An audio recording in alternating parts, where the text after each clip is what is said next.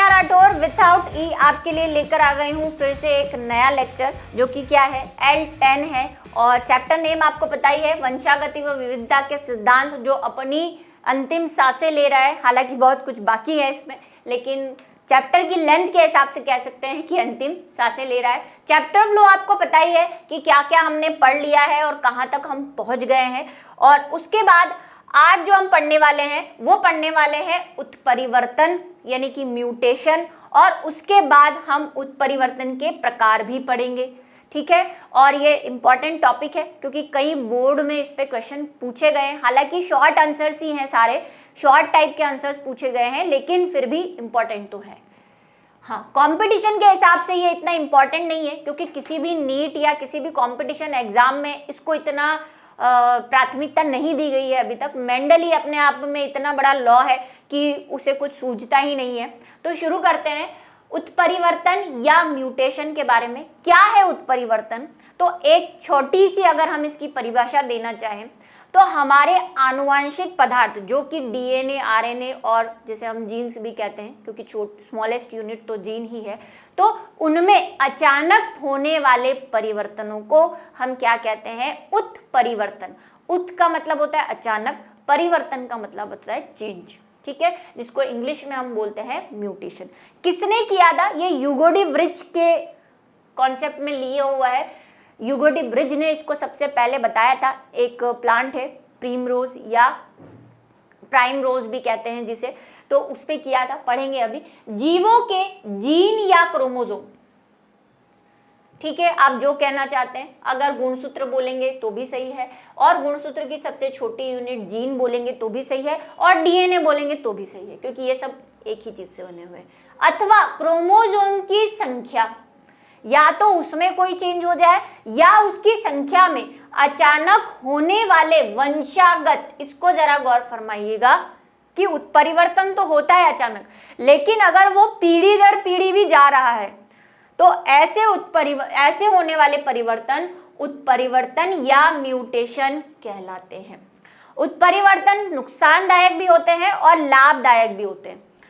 जीव के लिए हानिप्रद या लाभदायक प्रकार के हो सकते हैं। ठीक है, लाभदायक कैसे हो सकते हैं? देखो, अगर आप में कोई अच्छी चीज चेंज हो रही है, इसका एक एग्जांपल मैं आपको देती हूँ, शायद पहले भी दिया हुआ हो या आपने कहीं सुना होगा कि एक इंडस्ट्रियल एरिया में एक बीटल रहता था, है ना। जहाँ पे इंडस्ट्रियल एरिया होता है ना, धुआं हुआ निकलता है, पॉल्यूशन फैलता है, वहाँ पे एक बीटल रहता था। तो बीटल का जो कलर था वो ग्रीन था, और वो उस इंडस्ट्रियल एरिया में रहता था, तो उसको धीरे धीरे वो क्या था, केमिकल उसकी स्पीशीज को मार रहा था, स्पीशीज को मार रहा था। तो उसके जीन में उस केमिकल की वजह से कुछ ऐसा चेंज हो गया कि धीरे धीरे बीटल उस केमिकल के प्रति प्रतिरोधक हो गया। मतलब क्या हो गया, अब वो केमिकल उसको इफेक्ट नहीं कर रहा था, उसकी स्पीशीज को मार नहीं रहा था। तो ये कैसा उत्परिवर्तन है? ये वाला जो परिवर्तन है, उसके जीन्स पहले वैसे नहीं थे, पहले तो उस केमिकल की वजह से मर रहे थे, लेकिन अचानक उसकी बॉडी के जीन्स में ऐसे परिवर्तन हो गए कि अब वो केमिकल उसको इफेक्ट नहीं कर रहा। तो और जब उसके बच्चे से बच्चे हुए, है ना, उस बीटल ने जब प्रजनन किया, तो उसके बच्चे भी उस केमिकल से अनइफेक्टेड रहे, मतलब अप्रभावी रहे। तो ये वाला परिवर्तन कैसा हो गया? लाभदायक है ना उसके लिए। जैसे हम में कुछ विकास हुए हैं, हमारे जीन्स हमारे पूर्वजों के जीन से डिफरेंट है।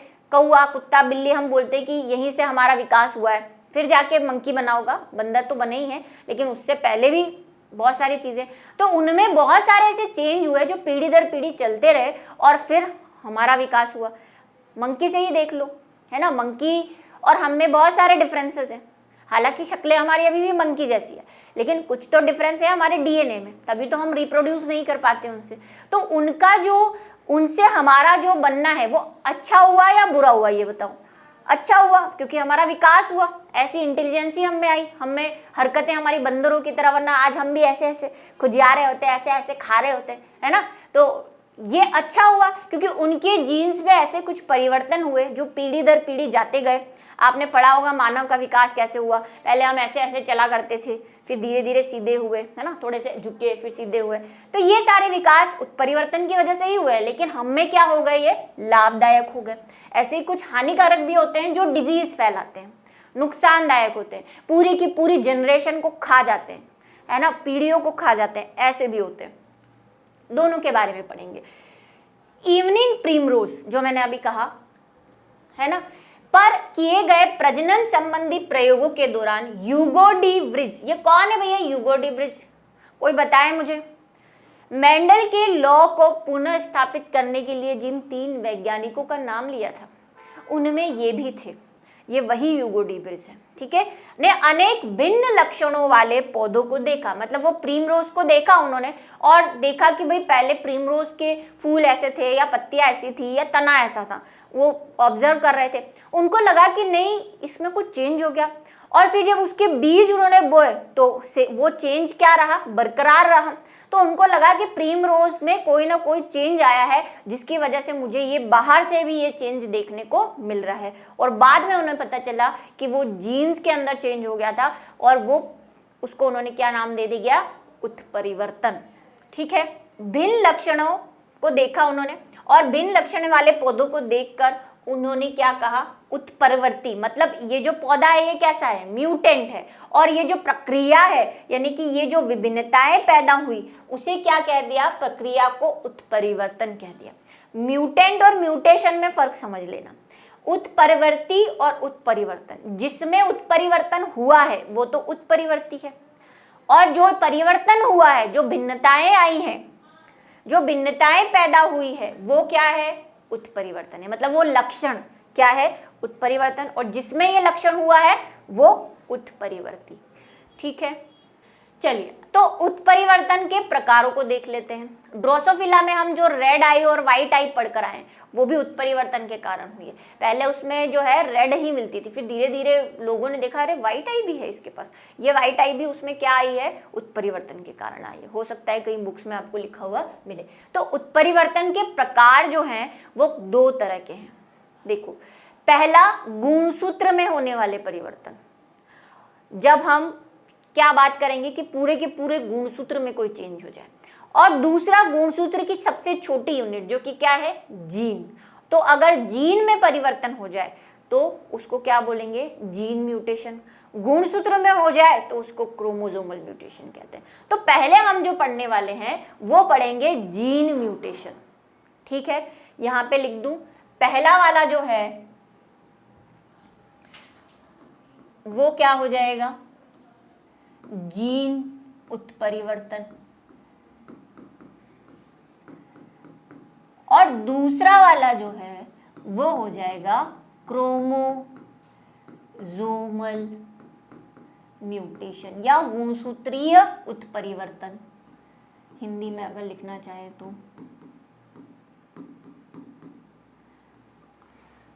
सबसे पहले जीन। अब जीन क्या है ये कहानी हम पढ़ चुके हैं, लेकिन फिर भी बताना मेरी ड्यूटी है, बता देती हूँ। क्या है जीन्स, तो हम पढ़कर आए हुए हैं कि हमारे जो गुणसूत्र, ये मैंने कहानी पहले ही शुरू में ही समझा दी थी क्योंकि मुझे पता था अभी फिर कहानी आएगी और आप कंफ्यूज हो गए। पिछले लेक्चर में हम ये सब डिस्कस कर चुके हैं, मैं अब यहाँ पे बिल्कुल शॉर्ट में समझा रही हूँ। हमने कहा कि हमारे गुणसूत्र हैं, लेकिन ये गुणसूत्र बने किससे हैं, ये गुणसूत्र बने हैं लंबे लंबे डीएनए से, जिसमें कुछ हिस्टोन प्रोटीन भी मिली हुई है, और इनकी पैकेजिंग हो गई और ये कुंडलित हो गए और इन्होंने गुणसूत्र बना लिए। अब अगर डीएनए को और खोलना चाहे, डीएनए की भी छोटी यूनिट पे जाना चाहे, तो डीएनए पे कुछ कोडोन प्रेजेंट है, मतलब कुछ अमीनो अम्ल प्रेजेंट है, ऐसे आप बोल सकते हैं, जिसको हमने AGCT कुछ भी हो सकता है ना, हालांकि जो है कैसे भी कोडोन हो सकते हैं।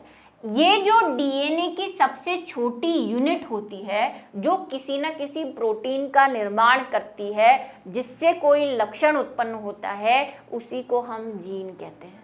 ये बात हम पहले डिस्कस कर चुके हैं, यानी कि डीएनए की सबसे छोटी यूनिट जो लक्षणों को प्रदर्शित करने में सहायक होती है, सहायक भी नहीं होती, लक्षण प्रदर्शित करती है, उसे जीन कहते हैं, क्योंकि सहायक तो नहीं है, पूरा के पूरा काम ही उसी का है। तो इसको हम डीएनए कहते हैं, जीन कहते हैं। तो अगर ऐसा कुछ चेंज हो जाए इस जीन में तो उस परिवर्तन को हम क्या कह देंगे, जीन उत्परिवर्तन। और अगर इस क्रोमोसोम में कोई चेंज हो जाए तो उसको हम बोल देंगे क्रोमोसोमल चलिए, जीन की संरचना में हुए बदलाव जीन उत्परिवर्तन कहलाते हैं। जीन म्यूटेशन सामान्य जीन द्वारा दी जाने वाली आनुवांशिक सूचना में बदलाव कर देते हैं। क्या आनुवांशिक सूचना? भाई इसी की बात कर रहा है ये, कि मैंने अभी बोला ये प्रोटीन बनाता है। जो जीन होता है वो एक स्पेशल टाइप की प्रोटीन बनाता है, उसी प्रोटीन को हम कह रहे हैं कि वो आनुवांशिक सूचना है। और जब ये जीन दूसरी जनरेशन में जाएंगे तब भी कुछ सूचना लेके जाएंगे कि उसके पेरेंट्स में क्या क्या कैरेक्टर थे, है ना। दोनों के मिलेंगे जब मदर और फादर के, तो उन दोनों का डीएनए मिलेगा तो पता चलेगा अच्छा इसकी मदर का कलर ऐसा था, इसके पापा का कलर ऐसा था, और फिर मिलजुल के कोई कैरेक्टर बनेगा, है ना। तो ये आनुवांशिक सूचना में बदलाव हो जाए, जो प्रोटीन ये बना रहे हैं, जो सूचना ये ले जा रहे हैं उसमें गड़बड़ी हो जाए, तो ऐसे को हम क्या बोल देंगे? जीन उत्परिवर्तन। ये निम्न प्रकार का होता है। पहला, प्रतिस्थापन, सब्स्टिट्यूशन। पढ़ा होगा आपने ये वर्ड, प्रतिस्थापन मतलब किसी के स्थापन को चेंज कर देना, ठीक है। यह वह परिवर्तन है जिसमें डीएनए अणु से एक या अधिक क्षारक युग्म यानी बेस पेयर किसी अन्य क्षारक युग्म से बदल जाते हैं। बस कहानी आ गई। अभी जो मैं ये बात कर रही थी AGCT, क्या है ये? देखो, हमारा डीएनए, शॉर्ट में डीएनए का एक स्ट्रक्चर बता देती हूँ, डबल हेलिक्स है। हमारे डीएनए में जो है वो न्यूक्लियोटाइड से मिलकर बना हुआ है। और न्यूक्लियोटाइड क्या है? न्यूक्लियोटाइड में 3 कंपोनेंट हैं। एक है नाइट्रोजन क्षार, जिसको ये क्षारक बेस बोल रहा है। एक है पेंटोस शुगर, एक टाइप की शर्करा है, और दूसरा है फॉस्फोटिक ग्रुप। ये 3 हैं। इसमें से हम जो बात करने वाले हैं वो नाइट्रोजन बेस यानी कि क्षारक युग्म की बात करने वाले हैं।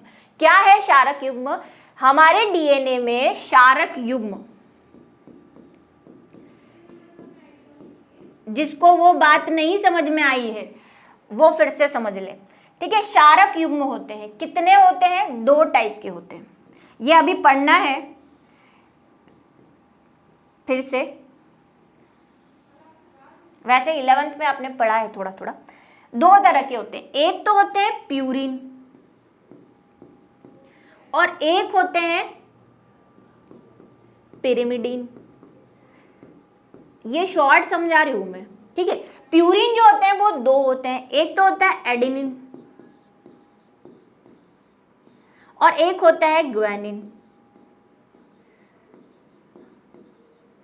इसी तरह पिरिमिडीन भी होते हैं, एक होता है साइटोसिन, एक होता है थाइमिन, और एक जो कि क्या होता है डीएनए में नहीं होता, आरएनए में होता है, जिसको हम कहते हैं यूरेसिल, ठीक है। इसको ए से डिनोट करते हैं, इसको जी से डिनोट करते हैं, इसको सी से, इसको टी से और इसको यू से। ये आरएनए में होता है, ये डीएनए में नहीं होता। आरएनए में टी की जगह यू होता है, इतना ध्यान रखें। ये यही यहाँ पे मैंने ये लिखे क्योंकि हमने डीएनए बनाया है इसलिए टी लिखा है, अभी आरएनए बनाते तो यू लिख देते। तो ये होते हैं नाइट्रोजनिक क्षार। और अगर इसी में कोई चेंज हो जाए, कैसा चेंज?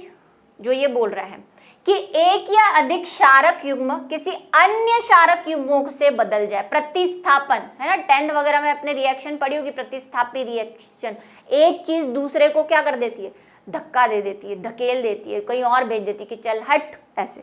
तो क्या होगा? मान लो ये डीएनए, इसमें मैंने कोई एक जीन है जिसमें क्षारक युग्म कौन से हैं, यानी बेस पेयर जो है, नाइट्रोजनी बेस भी कहते हैं इनको, ये है ए, जी, सी और टी, ठीक है। इसमें से क्या हो जाए, एक या 2, हम एक ही मान लेते हैं एक बार के लिए, कि इसमें से ये ए जो है ये यहां से गायब हो जाए। क्यों गायब हो जाए? एक टी आ जाए यहाँ पे और बोले कि मैं तेरे से ज्यादा पावरफुल हूं, मैं यहाँ रहूंगा, तू ये जगह खाली कर। ऐसा होता है ना क्लासेस में भी कि ये मेरी सीट है, मैं यहाँ बैठूंगा, चल हट, ऐसे। तो ये इसको हटा देता है। तो अब हमारा डीएनए कैसा हो गया? क्योंकि अब हमारा डीएनए चेंज हो गया है तो मैं अलग कलर से बना रही हूँ। अब हमारे पास जो बेस युग्म है वो कैसे हैं? टी, जी, सी, टी। तो अब हमारे पास जो बेस युग्म है वो क्या हो गए, चेंज हो गए। तो ऐसे युग्मों का बदल जाना, एक भी बदल सकते हैं, एक से ज्यादा भी बदल सकते हैं, तो ऐसे को हम बोलते हैं सब्स्टिट्यूशन, सब्स्टिट्यूट भी बोलते हैं। क्रिकेट वगैरह आप देखते हो तो बोलते हो इसका सब्स्टिट्यूट है, मतलब अगर कोई खिलाड़ी इंजर हो जाता है, कोई गेम भी खेलते हैं उसमें भी होता है सब्स्टिट्यूट, है ना, फुटबॉल वगैरह में कोई खिलाड़ी अगर इंजर हो जाता है तो हम एक एक्स्ट्रा खिलाड़ी लेकर जाते हैं, है ना। क्रिकेट में 11 खिलाड़ी लेके जाते हैं, लेकिन विकेट तो 10 ही होते हैं, अगर आप देखते होंगे, एक एक्स्ट्रा रहता है। क्यों? क्योंकि अगर कोई खिलाड़ी जो है वो इंजर हो गया, वैसे तो ज़्यादा ही होते हैं, एक से ज़्यादा ही लेकर जाते हैं एक्स्ट्रा में, सब्स्टिट्यूट में, कि 1-2 खिलाड़ी अगर इंजर हो गए तो उसको वहाँ से बुलाएंगे थोड़ी ना कि वो खिलाड़ी इंजर हो गया, अब आप पहले से 2-4 रख के रखते हैं। तो ऐसे यहाँ पे क्या कर दिया, सब्स्टिट्यूट कर दिया। आप बोलोगे क्या फ़र्क पड़ा? फ़र्क ये पड़ा कि मैंने अभी आपसे कहा है कि ये हर एक 3 का सेट, जिसको हम क्या कहते हैं, कोडोन, हर नाइट्रोजनी बेस में 3-3 के सेट बनते हैं, जिसको हम कोडोन कहते हैं। यही कोडोन क्या करते हैं, स्पेशल टाइप की प्रोटीन बनाते हैं। अब अगर मैंने ये कोडोन ही चेंज कर दिया, मान लो किसी प्रोटीन जो हमारे बॉडी के अंदर बन रही है उसका कोडोन ये था, मतलब ये वाला जो जीन है ये कोई प्रोटीन बना रहा था, मान लो ये प्रोटीन बना रहा था बी, ठीक है, मैंने तो इसका ए ही चेंज कर दिया। अब हमारा प्रोटीन का क्या, अब कौन सा बनेगा, ये वाला TGCA से कोई दूसरे टाइप का प्रोटीन बन सकता है, जरूर थोड़ी अब ए बने। भाई बी बनने के लिए AGC चाहिए था, यहाँ पे तो TGC है, तो प्रोटीन चेंज हो गया। अब मान लो प्रोटीन क्या बन रहा है,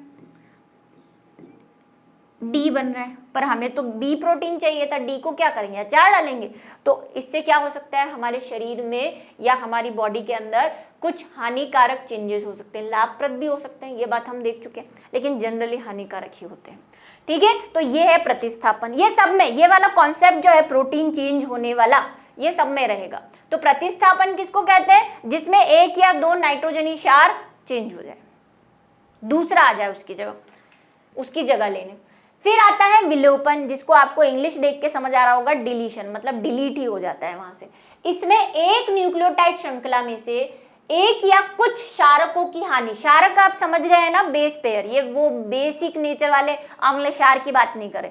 क्षारक क्यों कहते हैं, क्योंकि इनका नेचर बेसिक होता है, ये नाइट्रोजनी क्षार की बात कर रहे हैं। इसमें क्या होगा, इसमें DNA है, मान लो ये जीन है यू कहां से आया DNA में, मान लो यहाँ पे TGCA था।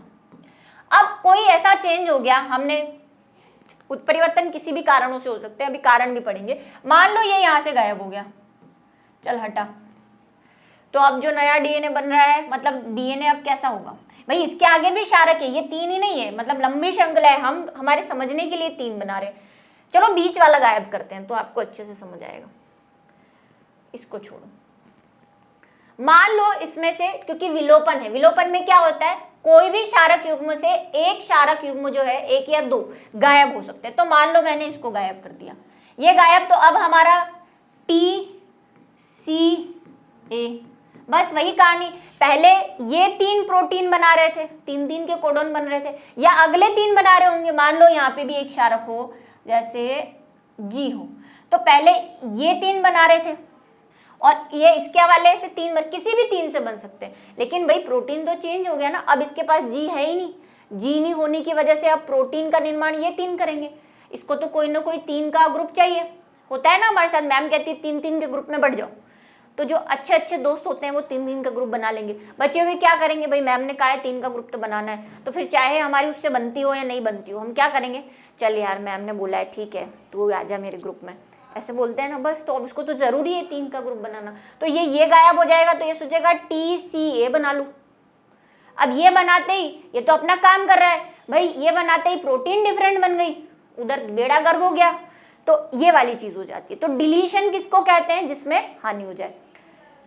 सब में नुकसान होंगे मैक्सिमम, कुछ लाभप्रद भी हो सकते हैं। निवेशन यानी इंसर्शन, निवेशन आपने पढ़ा होगा, शेयर बाजार में निवेश किया है ना, पढ़ा है या नहीं पढ़ा है, या सुना है या नहीं टीवी में, कि उसने जो है इन्वेस्ट किया, निवेशन किया, उसी से बना है इंसर्शन या एडिशन। लीपापोती हो गई। चलो तो निवेशन क्या है? एडिशन करना। ठीक है, अब क्या होगा, पहले गायब कर दिए, कुछ को प्रतिस्थापित कर दिए, अब कुछ ऐड कर देते हैं। बस कहानी वही है, ये 4-5 ही हैं जो हर प्रकार में मिलेंगे आपको। एक बार क्या करो, सब्स्टिट्यूट कर दो, एक बार दूसरा इंक्लूड करा दो, मतलब इंसर्शन कर दो, तीसरे में गायब कर दो। ठीक है, चलिए, तो तीसरे में गायब हम क्या कर रहे हैं, यहाँ पे अभी निवेशन कर रहे हैं, यानी कि एक ऐड कर रहे हैं। निवेशन प्रकार के जीन उत्परिवर्तन किसी न्यूक्लियोटाइड श्रृंखला में एक या अधिक क्षारक युग्मों के जुड़ने से होता है। क्या हो जाएगा, इसमें कोई ना कोई चीज क्या होगी, मान लो TCAG था, अब दूसरे डीएनए में क्या होगा, कहीं भी जुड़ सकता है, यहाँ पे भी जुड़ सकता है, यहाँ पे भी जुड़ सकता है, ये यहाँ पे आके जुड़ गया, मान लो A, और फिर CAG, तो वही जुड़ने से क्या होगा भाई, कोडोन चेंज हो जाएंगे, फिर से सेट बनाने पड़ेंगे उसको। तो ऐसी गड़बड़ी की वजह से उसको क्या कहते हैं, निवेशन, कुछ जुड़ जाना। अब एक चीज है बिंदु उत्परिवर्तन, ये जीन म्यूटेशन में ही मिलेगा आपको, क्रोमोसोम म्यूटेशन में नहीं मिलेगा। क्या होता है बिंदु उत्परिवर्तन, अगर किसी जीन के किसी एक निश्चित बिंदु, निश्चित भी नहीं, किसी भी बिंदु पर, जैसे हमने किया है ना, एक पॉइंट पे यहाँ पे आके इस पॉइंट पे को C को इधर शिफ्ट करके कोई नया ऐड कर दिया, तो किसी बिंदु पर होने वाले, यानी किसी फिक्स नाइट्रोजनिक क्षार पे होने वाले परिवर्तन को हम क्या कहते हैं, पॉइंट म्यूटेशन कहते हैं। ये जो हमने अभी पढ़े इसमें से काफी पॉइंट म्यूटेशन है। अगर एक एक ही बदला, एक ही गायब हुआ, एक ही निकला, एक ही का एडिशन हुआ, तो वो एक पॉइंट पे होगा। ये पॉइंट बने हुए हैं, इन पॉइंट्स पे हो रहा है, तो इनको हम क्या कह रहे हैं, बिंदु उत्परिवर्तन कह रहे हैं। किसी जीन के सिर्फ एक क्षारक युग्म, ठीक है, बात बोल दी इसने कि अगर एक क्षारक युग्म का प्रतिस्थापन, विलोपन या निवेशन, जो ऊपर हम 3 चीजें पढ़ के आए, वो अगर सिर्फ एक क्षारक के साथ हो, मतलब एक क्षारक का डिलीशन हो जाए, निकल जाए, एक ही क्षारक ऐड हो जाए और एक ही क्षारक प्रतिस्थापित हो जाए, तो ऐसी कंडीशन को हम क्या बोलेंगे, बिंदु उत्परिवर्तन या पॉइंट म्यूटेशन कहलाता है। ठीक है, क्योंकि ये किस लिए लिखा है, क्वेश्चन ऐसे भी आ सकता है, बिंदु उत्परिवर्तन को समझाइए, तो आपको ये तीनों पॉइंट जो ऊपर वाले हैं वो बताने पड़ेंगे। ठीक है, सिकल सेल एनीमिया जो हम अभी डिटेल में पढ़ने वाले हैं, हालांकि हमने इसको किस में पढ़ा था, सिकल सेल एनीमिया में बहु प्रभाविता में पढ़ा था, नहीं याद है मैडम, जो मल्टीपल इफेक्ट्स में, जीन के मल्टीपल इफेक्ट्स में हमने सिकल सेल एनीमिया को पढ़ा था और कहा था इसको डिटेल में फिर पढ़ेंगे। तो ये भी याद रखना है कि सिकल सेल एनीमिया में जो वो चेंज आ रहे हैं, क्या चेंज आ रहे हैं, पढ़ के आओ। ठीक है, सिकल, क्योंकि आगे फिर से हमें पढ़ना है। सिकल सेल एनीमिया इसी प्रकार के उत्परिवर्तन से पैदा होता है। सिर्फ इतना बता सकती हूँ कि सिकल सेल एनीमिया में क्या होता है, जो रक्त कोशिकाएं होती है वो हंसियाकार हो जाती है, और उसका कारण क्या है, ये उत्परिवर्तन होना। तो ये 2-3 में पढ़ना है आपको, इसमें भी पढ़ना है, अभी आनुवंशिक विकार आएंगे उसमें भी सिकल सेल एनीमिया पढ़ना है, और बहुप्रभाविता यानी मल्टीपल इफेक्ट एक जीन के, उसमें भी पढ़ना है। ठीक है, चलिए, एक होता है फ्रेम शिफ्टिंग, इसको भी देख लो। देखो बिंदु उत्परिवर्तन में तो क्या होगा, कोई भी एक क्षारक जो है वो बदल जाएगा। अब एक, चाहे बिंदु उत्परिवर्तन हो, चाहे एक से ज्यादा क्षारक बदले, एक होता है फ्रेम शिफ्टिंग।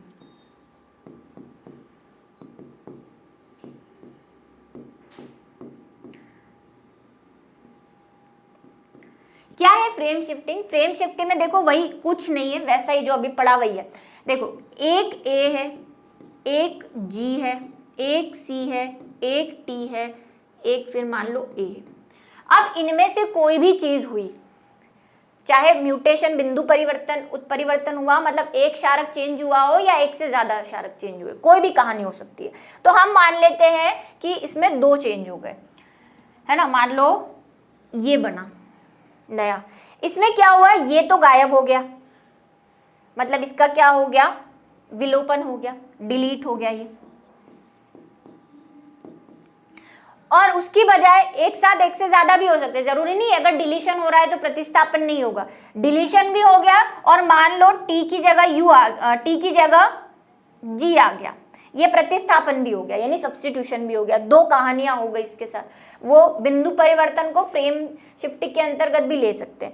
अब ये हो गया फ्रेम शिफ्टिंग, किसको कहते हैं कि अब हमारा जो डीएनए वो कैसा बन रहा है, A, फिर बनेगा जी तो है ही नहीं, सी, और टी की जगह क्या आ चुका है, जी, और अब क्या है, ए। अब देखो, पहले अगर इससे प्रोटीन बनती, देखो प्रोटीन बनने का प्रोसेस क्या होता है, पहले डीएनए बनता है। अभी मैंने जो कहा प्रोटीन बनती है, डायरेक्ट नहीं बनती। डीएनए से पहले आरएनए बनता है, आरएनए से प्रोटीन बनती है ना। डीएनए का जीन जो होता है वो 3 दिन के कोडोन लेकर जाता है आरएनए के पास, वहां पे टीआरएनए होता है, वो टीआरएनए जो है वो प्रोटीन बनाता है, ठीक है। तो अभी इस डीएनए से क्या बनना पड़ेगा, आरएनए बनना पड़ेगा पहले। तो इससे क्या होगा, पहले इससे कौन सा आरएनए बन रहा था, जो आरएनए बनता है ना वो डीएनए का कॉम्प्लीमेंट्री होता है, मतलब इसी का पूरक होता है। जैसे इसका अगर मैं आरएनए बनाऊं, सारी जेनेटिक्स मैम आज ही पढ़ा डालेंगी लग रहा है मुझे, है ना, पर क्या करूं मैं, समझाना भी तो बहुत जरूरी है। जैसे इसका अगर मैं आरएनए बनाती, कॉम्प्लीमेंट्री मतलब पूरक, मतलब ये एडिनिन है, एडिनिन प्यूरिन है, प्यूरिन का एक और कौन होता है, ग्वानिन, तो ए से जी जुड़ता है, फिर जी से ए जुड़ेगा, क्यों, प्यूरिन प्यूरिन एक साथ जुड़ेंगे, पिरामिडिन पिरामिडिन एक साथ जुड़ते हैं। सी से क्या जुड़ेगा, सी किस में आता है, पिरामिडिन में आता है। पिरामिडिन के 2 हैं, या तो थाइमिन या साइटोसिल। मैंने कहा डीएनए में थाइमिन होता है और आरएनए में यूरेसिल होता है। तो यहाँ पे जुड़ना तो टी चाहिए था, लेकिन हम किसकी बात कर रहे हैं, आरएनए की बात कर रहे हैं। आरएनए में टी के स्थान पर यू आ जाता है। फिर यहाँ पे टी है तो यहाँ पे क्या आना चाहिए था, सी आना चाहिए था। यहाँ पे ए है तो यहाँ पे जी आना चाहिए था। लेकिन अब इस डिलीशन की वजह से हमारा डीएनए कुछ ऐसा हो गया है। अब देखो क्या बनेगा, अब अगर इसका आरएनए बनाऊं, अब इसका आरएनए बनाऊं तो कैसा बनेगा, ए के साथ जी, सी के साथ यू, क्योंकि आरएनए बना रही हूं ना, ये आरएनए है, टी तो जोड़ ही नहीं सकते, टी की जगह यू जोड़ना पड़ेगा। फिर जी के साथ ए और ए के साथ जी। बनना तो ये चाहिए था, बन ये गया, जी ए यू सी जी बनना चाहिए था, बना क्या है, जी यू ए जी। अब फिर वही कोडोन बनेंगे, मतलब 3 के ग्रुप, वो किस में बनते हैं, आरएनए में बनते हैं। जैसे ये 3 बने, तो पहले ये 3 बनने थे, जी क्या बनना था, जी ए यू बनना था, ये कोई प्रोटीन बना रहा था। अब क्या बनेगा, अब बनेगा, वो बनेगा जी U A, ji U A. ये तो खेल ही खत्म हो गया, आप देख रहे हो शिफ्ट हो गया ना, जी ए यू की जगह जी यू ए बन रहा है अब तो, है ना। तो ये 3, और इसमें से ये तो डिलीट हो गया है, तो पहले ये प्रोटीन बननी थी, बन कोई और गई, तो फ्रेम शिफ्ट हो गया ना। ये 3 बनने थे, ये 3 बनने थे, फिर आगे के 3 बन रहे थे, लेकिन इसके डिलीशन की वजह से, इसके गायब हो जाने की वजह से अब ये और ये बनेंगे, और इसमें भी कोई जगह चेंज हो चुकी है। तो अब 3 के जो है वो शिफ्ट होती जाएगी फ्रेम, आगे से आगे 3। वही मैंने कहा कि मैम ने कहा 3 मेंबर बनाओ, तो अगर 3 ऑलरेडी बन चुके हैं तो आप फिर किसी अगले को ढूंढोगे ना, तो भाई शिफ्ट होता जाता है काम, और शिफ्ट होता जाएगा तो प्रोटीन निर्माण में गड़बड़ी होती जाएगी। तो इसीलिए इसको फ्रेम शिफ्टिंग भी बोलते हैं, फ्रेम ही शिफ्ट हो जाता है, जिससे डीएनए से आरएनए बनना होता है वो फ्रेम शिफ्ट हो गया। क्रोमोसोमल म्यूटेशन, ठीक है, ज्यादा डिटेल में नहीं जाना है आपको, सब समझना है, ऐसे डायग्राम बना देना, ऐसे वही जो मैंने बनाया ऐसे ऐसे ऐसे करके, बस इतने ही बनाने हैं और परिभाषा लिखनी है। क्रोमोसोमल म्यूटेशन क्या है, अभी हमने बात की 2 तरह के म्यूटेशन है, जिसमें अब हम पढ़ेंगे क्रोमोसोम यानी गुणसूत्र पे होने वाले परिवर्तन। गुणसूत्र, ये एक डीएनए एक कुंडलित व बहुत लंबा अणु होता है, और मैंने कहा डीएनए से ही क्या होती है, डीएनए बहुत लंबा होता है, इसी में कुंडलन होने से क्या बनते हैं, क्रोमोसोम बनते हैं। ये बात हम पहले डिस्कस कर चुके हैं। क्रोमोसोम किसी भी प्रकार का बदलाव, पदार्थ की सूचना में बड़ा बदलाव उत्पन्न कर सकता है। भाई क्रोमोसोम भी डीएनए का ही बना हुआ है, अगर क्रोमोसोम में ही कोई परिवर्तन हो जाए तो क्रोमोसोम भी क्या हो रहे हैं, पीढ़ी दर पीढ़ी जा रहे हैं ना, मदर से बच्चे में, फिर उस बच्चे से आगे। तो अगर क्रोमोसोम की संरचना में या संख्या में कोई परिवर्तन हो जाए तो वो भी एक तरह की क्या होगी, आनुवंशिक सूचना में परिवर्तन ही होगा, क्योंकि है तो एक्चुअली में ये भी जीन से बने हुए, ठीक है, तो उसको क्या बोल देंगे, क्रोमोसोमल म्यूटेशन बोल देंगे। क्या है इसको पढ़ लेते हैं। देखो अभी तक हम अंदर से पढ़ रहे थे, अब ये क्रोमोसोम है ऐसा,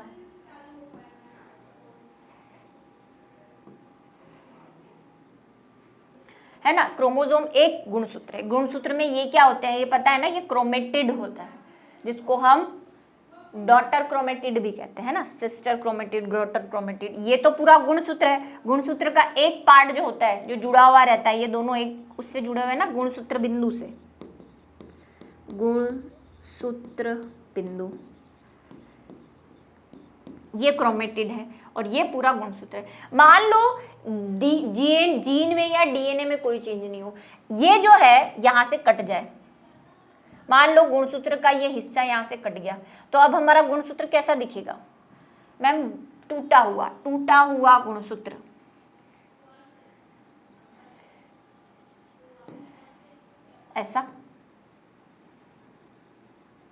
ऐसा दिखेगा ना।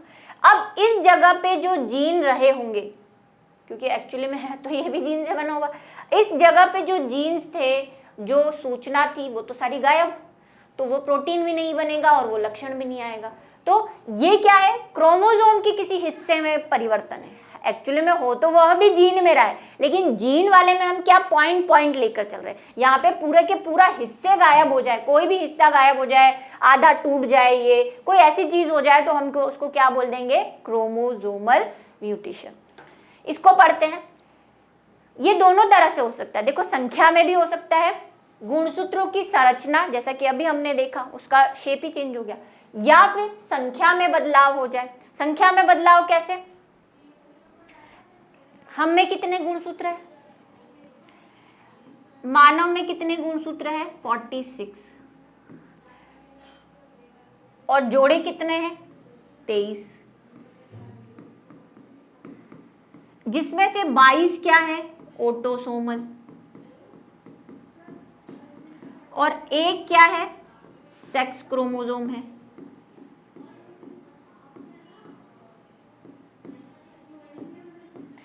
ठीक है, अब मैं एग्जाम्पल ले लेती हूँ, पूरे के पूरे 46 बनाना यहाँ पे मुश्किल है, तो मैं बोल देती हूँ कि हमारे पास 23 जोड़े हैं, मान लो ये 23 जोड़े हैं, है ना, पूरे 23 नहीं बना रहे, हम मान लेते हैं कि 1 2 3 4 5 जोड़े हैं हमारे पास। या तो इसमें से कुछ टूट जाए, तो ये तो हो गई संरचना वाला।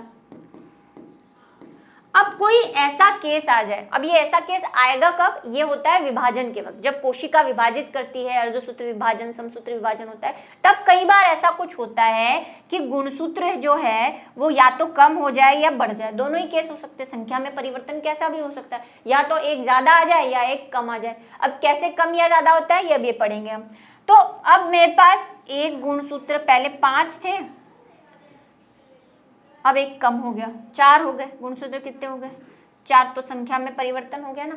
अब वो जो गुणसूत्र बना रहा था, जो चीज बना रहा था, जिस लक्षण को बना रहा था, वो लक्षण अब हमें नहीं आएगा। तो ऐसा क्या हो गया, गुणसूत्र की संख्या में परिवर्तन और गुणसूत्र की संरचना में परिवर्तन। इस आधार पर हम फिर से गुणसूत्र को जो है 2 भागों में बांटते हैं। एक तो क्या आकारिकी, जो हमने बोला मॉर्फोलॉजिकल, वही संरचना में परिवर्तन जो हो जाता है। ठीक है, कौन कौन से है ये, किसी एक क्रोमोसोम के किसी भाग का टूटकर विलीन हो जाना, जो हमने अभी फर्स्ट वाली स्लाइड पे देखा कि कोई टुकड़ा जो है वो टूट के अलग हो गया और उसका डीजनरेशन हो गया, नष्ट हो गया, तो उसको क्या बोल देंगे, डिलीशन।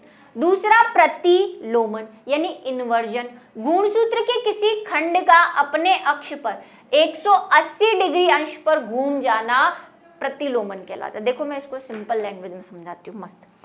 ये मेरा गुणसूत्र है, प्यारा मुस्कुराता, क्या है ये, मैम का गुणसूत्र, बहुत सारे हैं ना हमारे पास। अभी क्या हुआ, पहले वाले केस में डिलीशन हो गया, मतलब मैंने क्या किया, मतलब नेचर ने, मैंने तो क्या, मैं खुद क्यों करूंगी, बड़ा मुस्कुरा रहा था ये, तो मैंने सोचा कि इसकी गर्दन काट देती हूँ, तो मैंने इसकी गर्दन काट दी। अब ये गुणसूत्र कैसा हो गया, कटी गर्दन वाला।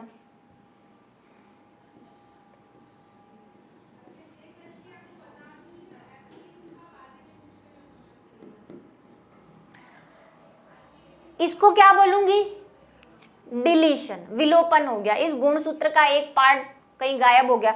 तो अब ये अच्छा लग रहा है क्या, नहीं लग रहा ना, कटी गर्दन वाला भूत, तो ये नुकसानदायक है। दूसरा ये तो हो गया विलोपन। चलो दूसरी बात इन्वर्जन की बात करते हैं कि चलो ठीक है, मान लिया गर्दन कट गई, एक केस में तो क्या होगा, ये गायब ही हो जाएगा, मतलब डीजनरेट हो जाएगा। कैसे, कोशिका में या तो ये बिखर जाएगा, इसके सारे एंजाइम्स टूट फूट हो जाएगी। लाइसोसोम होते हैं ना कोशिका में, आत्मघाती थैलियां, है ना, जो क्या करती है, टूटे हुए हिस्सों को खा जाती है, जो नष्ट हुए उसे। या तो खा गया, मान लो नहीं खाया, तो फिर क्या हुआ कि ये इसकी कटी गर्दन थी, पहले मैं इसकी गर्दन काट देती हूँ। मान लो लाइसोसोम ने इसको नहीं खाया, ये वैसा हो गया, वो है ना, वो माइथोलॉजिकल सीरियल्स में नहीं होते कटी गर्दन वाले हो जाते, इसको हा हा हा हा, फिर आके वापस जुड़ जाती है। अब इसके जुड़ने वाले केस में क्या हुआ कि ये जुड़ तो गया लेकिन प्रतिलोमन हो गया। क्या प्रतिलोमन, 180 डिग्री का प्रतिलोमन, मतलब ये ऐसे था, ये पूरा घूम के ऐसे 180 डिग्री घूम चला गया। अब जो बना गुणसूत्र वो ऐसा हो बन चिपक गया, आके तो चिपक गया, लेकिन अच्छा मुंह तो उल्टा बनाना पड़ेगा ना।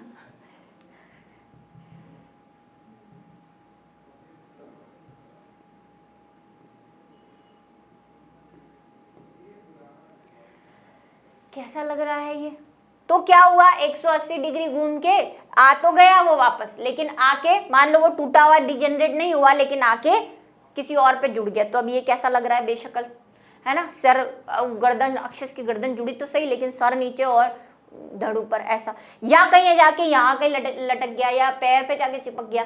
तो ये क्या है तो बिगड़ा हुआ रूप ही ना गुणसूत्र का। तो इसको हम बोलते हैं विलोपन और प्रतिलोमन।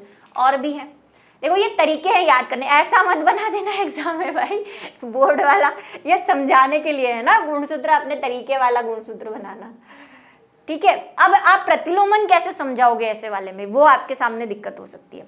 देखो कटा हुआ तो बता दोगे, तो आपको फिर यहाँ पे कोई ऐसा लिखना पड़ेगा AGC, फिर जब प्रतिलोमन समझाओगे ना तो इसको उल्टा कर देना, ऐसा बना देना, और यहाँ पे CGA बता देना, तो ये प्रतिलोमन को बता देगा।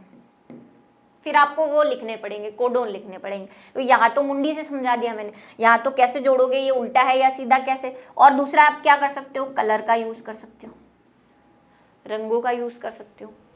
चलो द्विगुणन यानी डुप्लीकेशन, वही क्या हो जाए, एक चेंज हो जाए। हमने जब जीन वाले पढ़े थे उसमें भी पढ़ा था, ये संख्या मतलब दूसरा के दूसरा एक और आ जाए, तो यहाँ पे क्या आ जाए, सेम वैसा के वैसा क्या हो जाए, डुप्लीकेट हो जाए। किसी एक क्रोमोसोम के एक खंड का एक कोशिका में 2 या अधिक बार पाया जाना द्विगुणन कहलाता है। ये क्या है, ये कुछ ऐसी संरचना है कि ये कोशिका है, कोशिका में पहले वाले में हमने एक कमी की थी, ये 2 थे, अब 2 में क्या हुआ, अचानक किसी दूसरी कोशिका से इसके पास एक गुणसूत्र ज्यादा आ गया, और वो भी कैसा वाला, सेम वाला, मतलब ऐसा वाला। ये 2 एक जैसे हो गए तो डुप्लीकेसी हो गई ना, जुड़ुआ है ना, तो दोनों एक जैसे हो गए, तो उसको हम बोलते हैं डुप्लीकेशन। ये होगा कैसे, मैं अभी आपको समझाऊंगी, है ना, कैसे डुप्लीकेट हो गया, अचानक कहां से प्रकट हो गया। दूसरा है स्थानांतरण यानी कि ट्रांसलोकेशन, किसी असमजात, इसको देखेंगे जरा, नॉन होमोलोगस क्रोमोसोम में किसी अन्य क्रोमोसोम के खंड का जुड़ना स्थानांतरण कहलाता है। अब आप बोलेंगे समजात और असमजात, ये हम फर्स्ट सेकंड लेक्चर में पढ़ चुके हैं, क्या हम समजात होते हैं क्या असमजात होते हैं। फिर से एक बार देख लेते हैं कि क्रोमोसोम, ऐसे क्रोमोसोम जिनमें कोई स्पेशल जीन का लक्षण एक ही जगह पे होता है वो होमोलोगस क्रोमोसोम कहलाते हैं। जैसे कि माता और माता के जो गुणसूत्र होते हैं, ये भी मम्मी का है और ये भी मम्मी का है, तो वो होमोलोगस होंगे। ये मान लो पेरेंट्स के जीन है। अब ऐसे गुणसूत्र जिसमें सेम जगह पे ये दोनों आपस में क्या है, समजात, क्योंकि इनके एक ही जगह पे उपस्थित है। इसको मान लेते हैं ये मदर के हैं, तो मदर के जीन आपस में कैसे होंगे भाई, समजात ही होंगे। ये पापा के हैं यानी फादर के हैं, पापा के जीन अपने आपस में समजात है, क्योंकि इनके भी क्या होंगे, दोनों सेम जगह पे उपस्थित। अब दूसरा बना दिया, आप बोलोगे सेम ही तो है, ये आपस में समझाते, ये दोनों आपस में समझाते, लेकिन क्या ये और ये आपस में समझाते? ये दोनों नहीं है, तो इनको क्या बोलेंगे? असमजात। ये दोनों क्या है? असमजात है। तो अब इसका कोई टुकड़ा टूट कर, है ना, इसका कोई टुकड़ा यहां से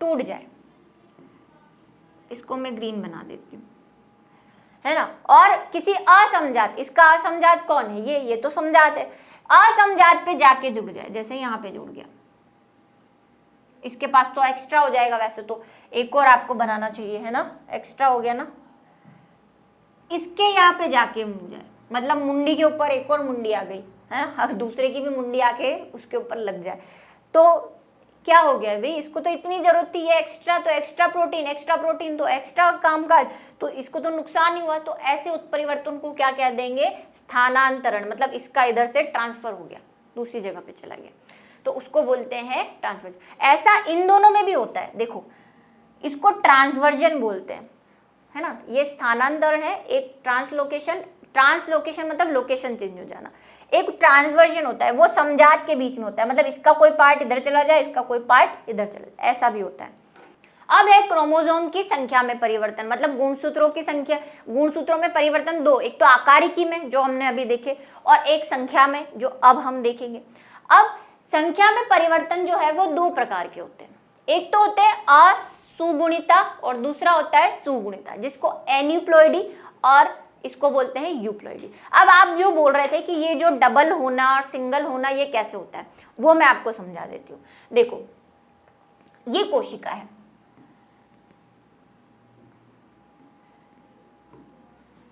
इसमें 4 गुणसूत्र हैं, एग्जाम्पल ले रहे हैं हम। अब जब इसमें क्या होंगे? युग्मक बनेंगे, मतलब इसको जब जनन करना होगा कोशिका में तो युग्मक बनेंगे। युग्मक में आपको पता है 2 तरह के विभाजन होते हैं, मतलब अर्धसूत्री विभाजन 1 और अर्धसूत्री विभाजन 2।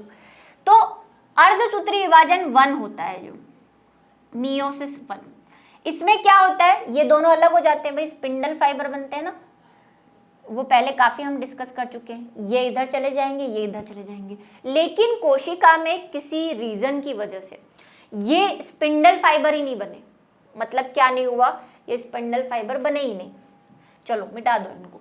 ये स्पिंडल फाइबर बनने थे लेकिन बने नहीं, तो अब ये कोशिका फ्री है। स्पिंडल फाइबर की वजह से ही तो गति करते हैं गुणसूत्र और दूसरी जगह पे जाते हैं। पश्चावस्था में होता है ना, जो अलग होना होता है, तो ये अलग हुए ही नहीं, और कुछ ऐसा चेंज हो गया कि ये सारे के सारे, मतलब 2 कोशिका बनती है, आपको पता है ना, ये हम पहले डिस्कस कर चुके हैं। इधर वाले गुणसूत्र इधर वाले अलग, 2 गैमेट बनते हैं। तो अब 2 गैमेट बनने थे, बन गए, 2 बना देते हैं। लेकिन जब स्पिंडल फाइबर ही नहीं थे तो इसको पता ही नहीं है कि मेरे को इधर जाना है, मेरे को इधर जाना है, ये सब एक ही में आ गए। ये लो, ये खाली रह गया, बाबा जी का ठुल्लू। अब क्या होगा? इसमें मियोसिस सेकंड भी होना है, मियोसिस सेकंड करवा दो। मियोसिस सेकंड में फिर जो बचे हुए गुणसूत्र होते हैं वो अलग होते हैं। मान लो इसमें स्पिंडल फाइबर बन गए, भाई ये तो शरीर की क्रिया है, कभी कभी दिक्कत, वही तो उत्परिवर्तन है। उत्परिवर्तन क्या ही इसीलिए रहे, अचानक ही इनमें कुछ भी हो जाता है। अब ये दोनों अलग हो गए, तो अब इससे भी 2 बनेंगे, ये 2 बन गए, और इससे भी 2 बनते हैं, तो इससे तो 2 बन ही नहीं सकते क्योंकि इसके पास तो कुछ है ही नहीं, वैसे 4 बनते हैं ना, तो इससे 2 बने मियोसिस सेकंड में। अब क्या हो गया? इसके पास 2, इसके पास 2। रियलिटी में क्या होना था? रियलिटी में ये होना था कि इसके पास 4 थे तो इसके पास 2 जाने थे, इसके पास 2 जाने थे, और फिर ये एक इसमें दे देता, एक इसमें दे देता, इसके पास 2 बचते तो एक इसको दे देता, एक इसको दे देता। होना इसमें कितना चाहिए था? 1, है ना। नॉर्मल वाला अगर हम देखें, इसके पास 4 थे, पहला विभाजन हुआ, ये बना, ये बना, इसमें स्पिंडल फाइबर बन गए, अच्छे से बन रहे हैं, है ना, स्पिंडल फाइबर। तो इसके पास 2 जाते, ये वाले 2 और उधर वाले 2 इसके पास जाते, ये होती मियोसिस 1। फिर इन दोनों में क्या होती? Meiosis second. मियोसिस सेकंड में फिर आधे हो जाते, तो इसके भी 2 बनते, इसके भी 2 बनते। कैसे 2 बनते?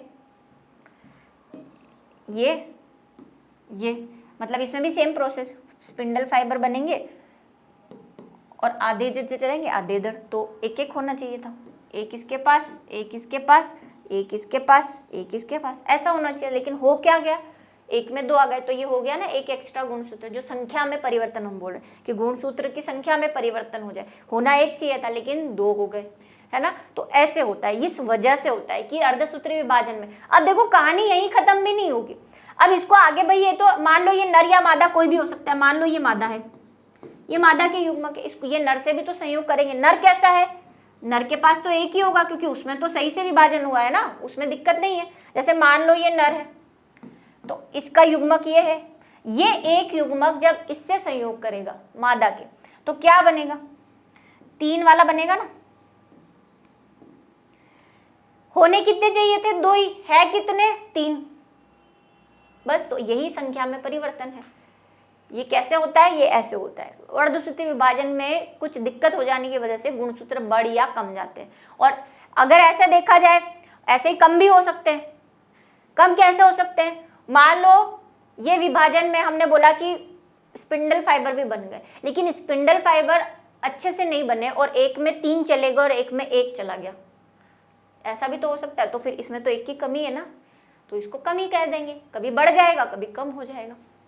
चलिए, ये सिर्फ समझने की चीजें हैं, याद फिर इनको आप समझ लोगे तो लिखना इजी हो जाएगा।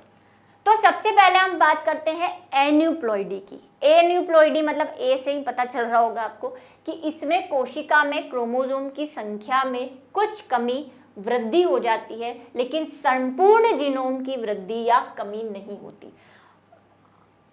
असगुणिता कई प्रकार की होती है। ये क्या कहना चाह रहा है, ये कहना चाह रहा है कि गुणसूत्र की संख्या में वृद्धि भी हो सकती है और कमी भी हो सकती है, जैसा कि हमने अभी एग्जाम्पल में देखा। लेकिन कमी या वृद्धि होने से संपूर्ण जीनोम में कोई फर्क नहीं पड़ता। क्या नहीं फर्क पड़ता, समझते हैं, एग्जाम्पल समझोगे सब समझ में आएगा। सबसे पहला है एक सूत्र न्यूनता या मोनोसोमी। मोनो का मतलब एक, और एक से समझ में आ रहा होगा क्या होगा इसमें, काई क्रोमोसोम संख्या में एक क्रोमोसोम का कम हो जाना, जिसको मोनोसोमी कहते हैं। अर्थात इसे 2n माइनस के रूप में स्थिति में प्रदर्शित करते हैं। जैसे ये कोई कोशिका है,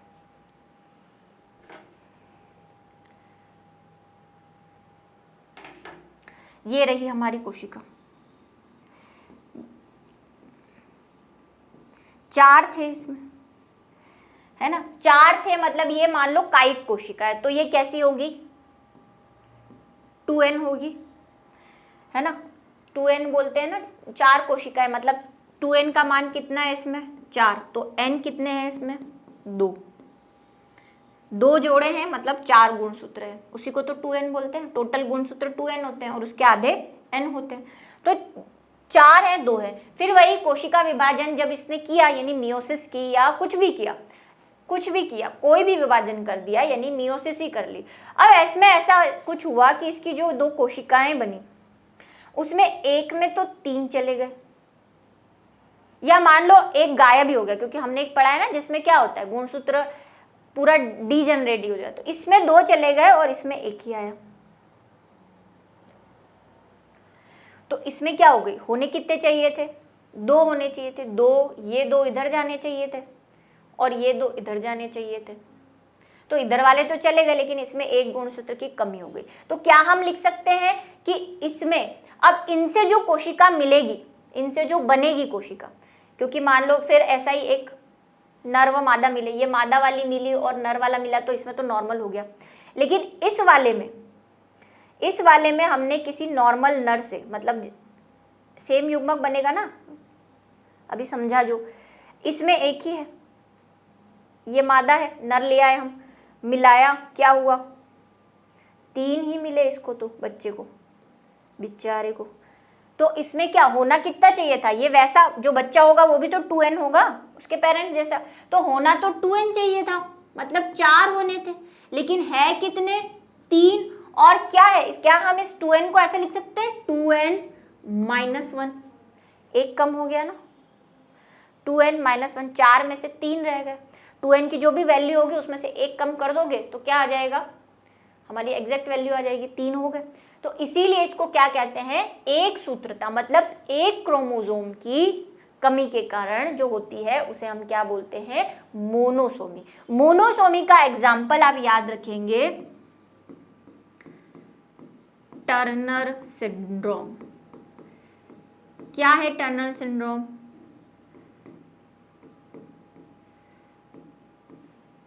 ऐसी महिलाएं जो दिखती सामान्य है, नॉर्मल सामान्य दिखती है, लेकिन उनमें एक गुणसूत्र कम होने की वजह से उनमें बंध्यता आ जाती है। मतलब ये जो टर्नर सिंड्रोम होते हैं ना, इनके जो सेक्सुअल ऑर्गन होंगे वो प्रॉपरली डेवलप नहीं होते और बंध्य होती है, मतलब बच्चे पैदा नहीं कर सकती, और उसका कोई इलाज भी नहीं है क्योंकि उनके क्रोमोसोम में, क्योंकि नॉर्मली हम पढ़ चुके हैं कि बच्चे पैदा नहीं करने का आईवीएफ है, लेकिन आईवीएफ तो तब है जब आपके अंदर वाले स्ट्रक्चर नॉर्मल हो, लेकिन इसमें तो गुणसूत्र ही एक कम है। तो इससे टर्नर सिंड्रोम बनते हैं। जो महिलाएं होती फीमेल है ये, लेकिन इनका वही ब्रेस्ट डेवलपमेंट प्रॉपरली नहीं होगा, सेक्सुअल पार्ट्स जो हैं वो प्रॉपरली डेवलप नहीं होंगे, और गर्भाशय जो है उसमें या तो अंडे बनेंगे ही नहीं, मतलब मेंस्ट्रुअल साइकिल ही नहीं आएगा, और बन भी रहे हैं तो अंडे नहीं बनेंगे अंदर, है ना। मेंस्ट्रुअल साइकिल तो आ रहा है लेकिन अंडे नहीं बन रहे, ऐसी सिचुएशंस इनके साथ होती है। जनरली मेंस्ट्रुअल साइकिल ही नहीं आता है, ठीक है, तो अंडे ही नहीं बनते, तो ये बंध्य होती हैं, मतलब इनफर्टाइल होती है या स्टेराइल होती है, बंध्य। ठीक है, समझ गए। तो ये हो गई मोनोसोमी। अब इसको बार बार मैं इस चित्र को बार बार नहीं समझाऊंगी, अब इसी से समझते रहो। दूसरा है द्वि मतलब दो, ठीक है। काई क्रोमोसोम में एक जोड़ा कम हो जाता है, पहले एक कम हो रहा था, अब 2 कम हो जाएंगे। समजात क्रोमोसोम अर्थात 2 क्रोमोसोम की जो कमी होती है उसको हम क्या बोलते हैं, नल्लीसोमी या द्विसूत्रता कहते हैं। इसको कैसे लिख सकते हैं, 2n माइनस 2, 2 कम हो गए, -1 था, ठीक है, यहाँ पे क्या हो जाएगा, 2n माइनस 2 हो जाएगा।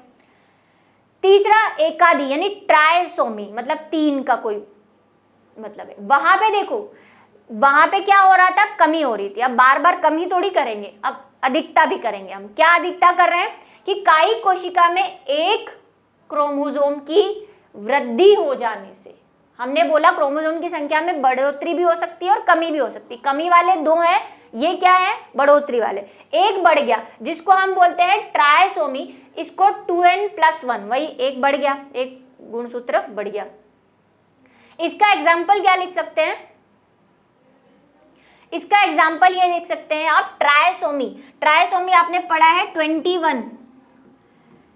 21 गुणसूत्र जो होता है, मतलब 21 मतलब उसके 2 पेयर होंगे, जोड़े में है ना हमारे गुणसूत्र। तो 21 गुणसूत्र में होने तो 2 चाहिए थे, लेकिन किसी कारणवश वही विभाजन में कुछ दिक्कतों की वजह से जब वापस बने युग्मक तो एक गुणसूत्र एक्स्ट्रा आ गया, 21वें गुणसूत्र में एक और बढ़ जाता है। तो ऐसे जो चीज होती है उसकी वजह से जो बीमारी होती है उसको हम बोलते हैं डाउन सिंड्रोम।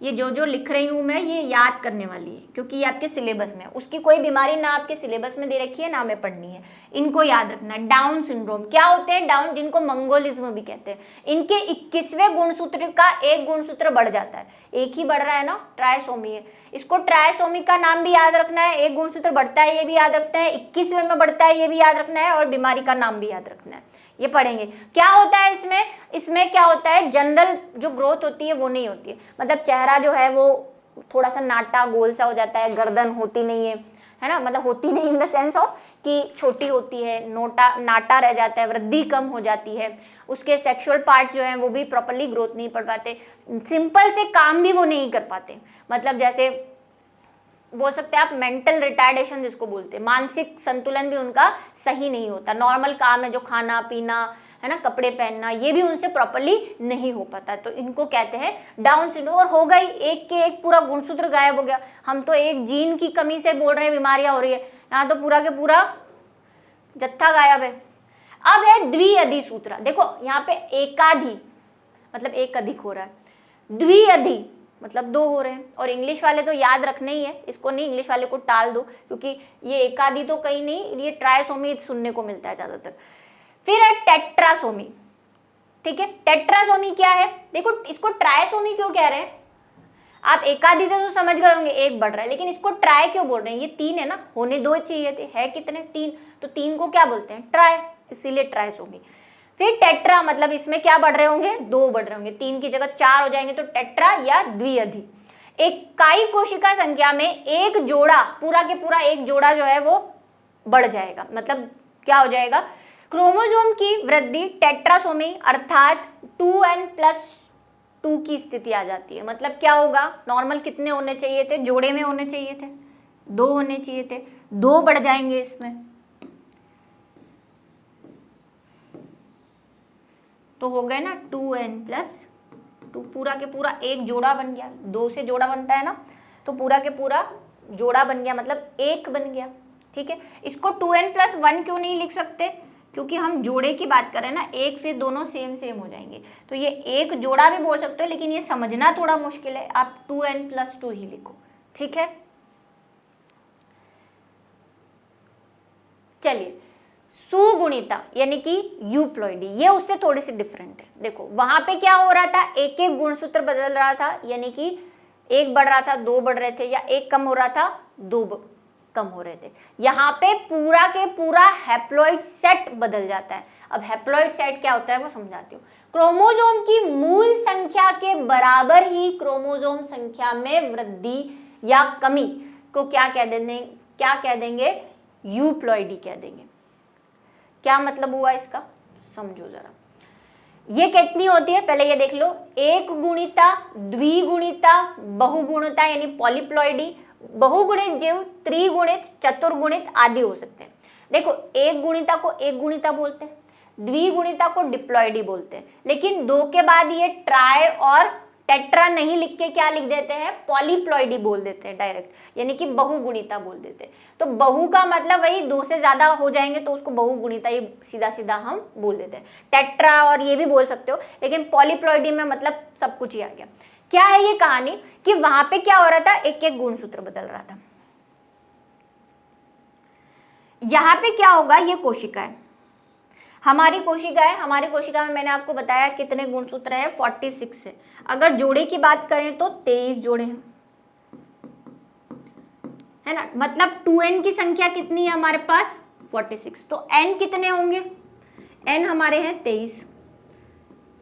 ये बात समझ में आई, 2n 46 है, तो n कितना होगा, 2 को 46 से डिवाइड कर देंगे तो 23, मतलब 23 जोड़े हैं। और अगर हम हैप्लॉइड बनाए, ये कैसी है, डिप्लॉइड है, मतलब इसमें गुणसूत्र क्या है, जोड़े में उपस्थित है, इसलिए 46 गुणसूत्र है।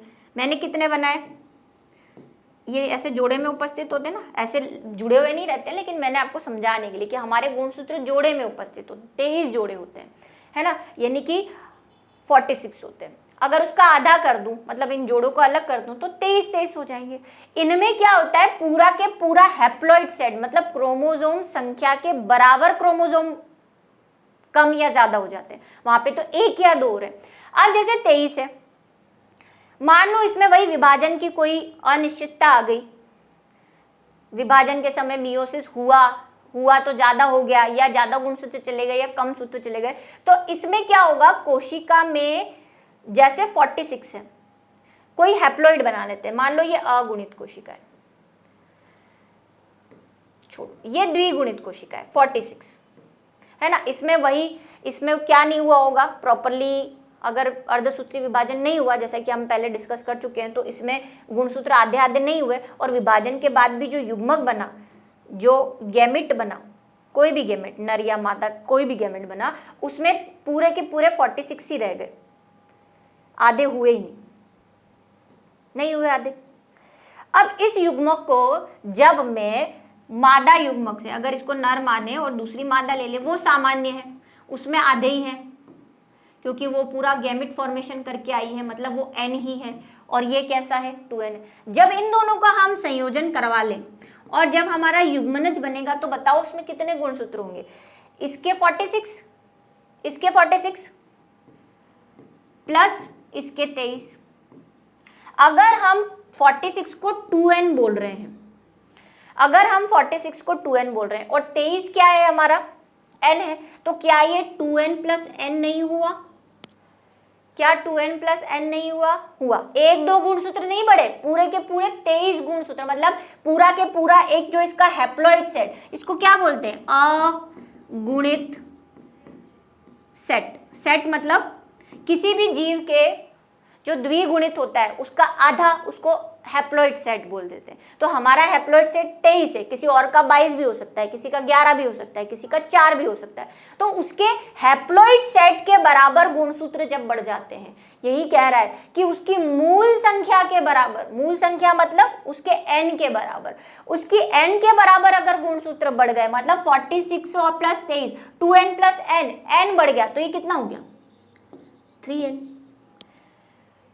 एक सेट बढ़ गया ना, कितने हो गए अब ये? n plus n equals to 3n, मतलब पूरा के पूरा एक सेट बढ़ गया ना। अगर इसको भी एक सेट माने, इसको भी एक सेट माने, तो गुणसूत्र के बराबर संख्या में एक सेट बढ़ गया, तो इसको हम बोलते हैं एक गुणसूत्रता। ऐसे ही जब 2 में बढ़ेगा तो द्वि, 3 में बढ़ेगा तो 3, जैसे नंबर से समझा देते हैं आपको, है ना। अब ये समझ में आ गया ना, मोनो मतलब एक सेट बढ़ा तो उसको मोनो बोल देंगे। मतलब ये कैसे होंगे? मोनोप्लॉइडी,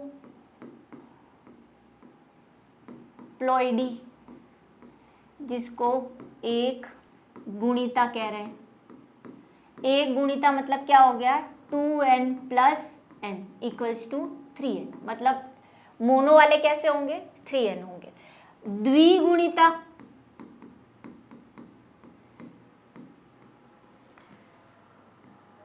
n प्लस n, तो ये कितने हो गए? 4n हो गए ना भाई। होने 2 थे, लेकिन या तो 2n लिख दो या इसको ऐसे भी लिख सकते हो, 2n में ही 2n जुड़ गया तो 4n हो गए। मतलब 2 जुड़ गए ना, 2 सेट जुड़ गए। अगर एक को n मान रहे हैं हम, तो ये तो 2n हो गए ना, 2n हो गए, तो 2n जुड़ गए, मतलब 2 सेट जुड़ गए, इसलिए इसको द्वि बोल देते हैं। ऐसा हो जाता है। तो क्या हो जाते हैं? पूरा के पूरा सेट बदल जाता है, एक एक सेट में चेंज हो जाता है, उसको बोलते हैं हम मोनोप्लॉइडी या पॉलीप्लॉइडी। अब 2 से ज़्यादा वालों को हम क्या बोल देंगे? पॉलीप्लॉइडी बोलेंगे। और ये सब कब होगा?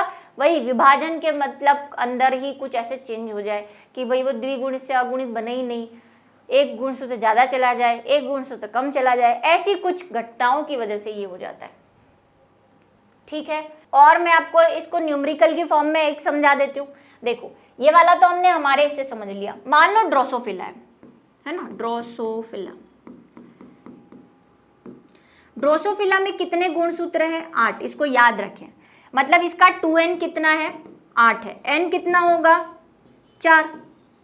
अब ड्रोसोफिला में क्या हुआ? विभाजन हुआ, वही अर्धसूत्री विभाजन से इससे एक नर बना, नर ने नर बनाया, मादा ने मादा बनाई। अब विभाजन में कोई असमानताओं की वजह से जो हम देख चुके हैं, मादा कितने की होनी चाहिए? नर व मादा कैसे होते हैं? अगुणित होते हैं। युग्मक कैसे बनते हैं? अगुणित होते हैं। मतलब नर कैसा होना चाहिए? 4 गुणसूत्र वाला होना चाहिए। लेकिन और मादा भी कितने गुणसूत्र वाली होनी चाहिए? 4 गुणसूत्र वाली होनी चाहिए। लेकिन क्या हो गया? इनमें अर्धसूत्री विभाजन प्रॉपरली नहीं हुआ, मतलब हम बोल सकते हैं चेंज हो गया, कुछ चेंज हो गया। और अब जो हमारी मादा बनी, इस कोशिका में ऐसे कुछ विभाजन हुए असमानताओं की वजह से कि इसमें 8 के 8 ही रह गए, तो ये भी 8 वाली। और इसमें भी कुछ ऐसा चेंज हो गया कि इसमें भी क्या रह गए? 8 के 8 रह गए, अर्धसूत्री विभाजन हुआ ही नहीं, कोई गड़बड़ी हो गई। अब जब 2 ये मिलेंगे तो कितने बन जाएंगे? 16। मतलब अब इस जो ड्रोसोफिला बना है वो कितने का? 2n मतलब 16, क्योंकि जो जीव बनता है वो तो द्विगुणित ही होता है ना, वो अगुणित नहीं हो सकता, युग्मक हो सकते हैं अगुणित। ये 2n है, होना n कितना है हमारा? n हमारा 4 है। कितने गुना बढ़ गए ये? 4 चौक 16, मतलब कितना हो गया ये? 4n, है ना। अगर n की वैल्यू 4 है तो 4 को 4 से मल्टीप्लाई करेंगे तो 16 आएगा ना, 4n है तो। मैथ्स है ना सिंपल सी। तो ये कितना हो गया? 4n हो गया ना, तो उसी को तो हम बोल रहे हैं द्विगुणिता। 2 सेट बदल गए, होने 2 थे लेकिन 2 एक्स्ट्रा आ गए, इसीलिए हम इसको बोल रहे हैं 2n प्लस 2n। अब बात मेरे ख्याल से समझ में आ गई होगी पूरी। तो ऐसी कुछ दिक्कतों की वजह से क्या हो जाता है, म्यूटेशन हो जाता है।